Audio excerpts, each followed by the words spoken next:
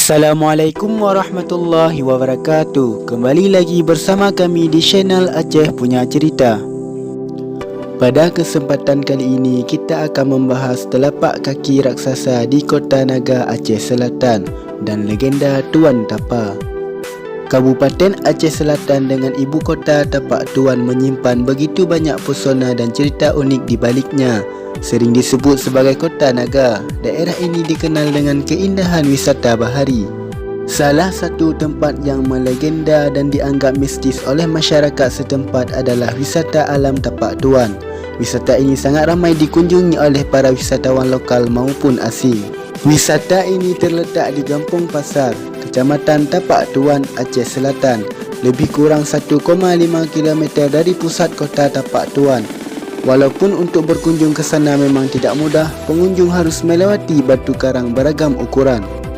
Jejak tersohor berupa tapak kaki raksasa selebar 2,5 meter dan panjang 6 meter itu terletak di bibir pantai dan deretan pegunungan Gunung Lampu. Sepanjang perjalanan mata akan dimanjakan dengan pemandangan laut yang begitu indah, dengan beberapa kapal nelayan yang melaut serta kapal besar pengangkut semen yang parkir di pelabuhan. Di sekitar tempat wisata Tapak Tuan ini juga menyediakan tempat duduk sederhana yang terbuat dari kayu yang langsung menghadap ke laut, sehingga para wisatawan bisa menikmati keindahan hamparan lautan. Tapak Tuan sendiri merupakan ibu kota Aceh Selatan. Jika melihat jaraknya, kota ini terletak sekitar 500 km dari Banda Aceh. Legenda Tuan Tapa dan para naga.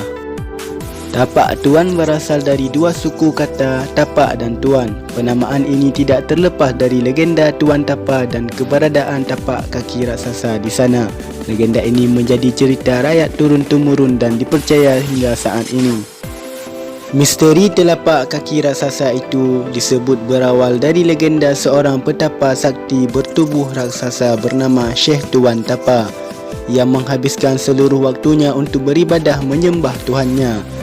Selalu berzikir dan terus mengingat nama Sang Pencipta, baik saat matanya terbuka maupun terpejam. Dalam keadaan tak sadar pun, hatinya akan selalu dikuasai akan cintanya kepada Tuhannya. Setiap harinya ia dihabiskan untuk bertapa di sebuah gua di Aceh Selatan. Atas ketekunan hati dan kesungguhannya dalam mengagungkan nama Tuhannya itu, ia sering diberikan ilham tentang berbagai hal gaib yang tak banyak diketahui manusia biasa. Saat tengah bersemedi, Syekh Tuan Tapa terusik oleh pertempuran seorang raja dari kerajaan Asralanoka asal Samudra Hindia yang hendak mengambil anaknya yang dari dua naga.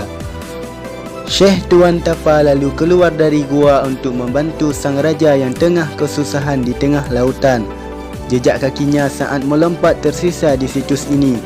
Setelah pertempuran sengit itu, dua naga tewas di tangan Syekh Tuan Tapa yang bersenjata tongkat kayu, dan sang raja bisa kembali mendapatkan anaknya.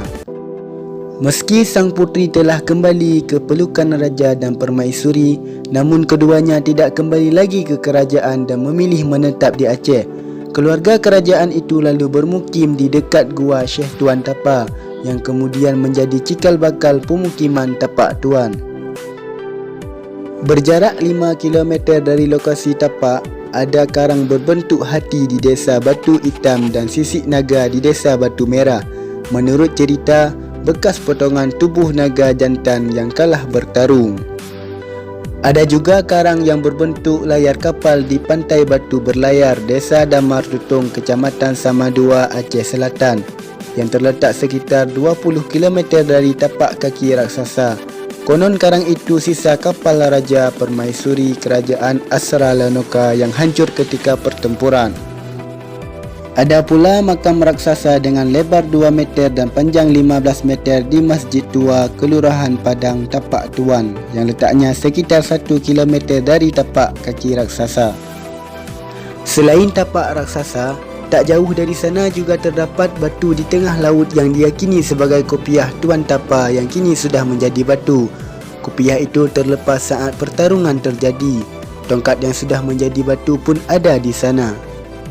Makam Tuan Tapa sendiri berukuran sangat besar, mencapai 25 meter panjangnya dan 8 meter lebarnya.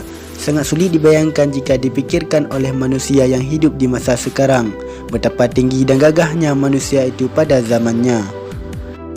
Cukup sampai di sini pembahasan video kali ini. Semoga bermanfaat. Salam dari Aceh.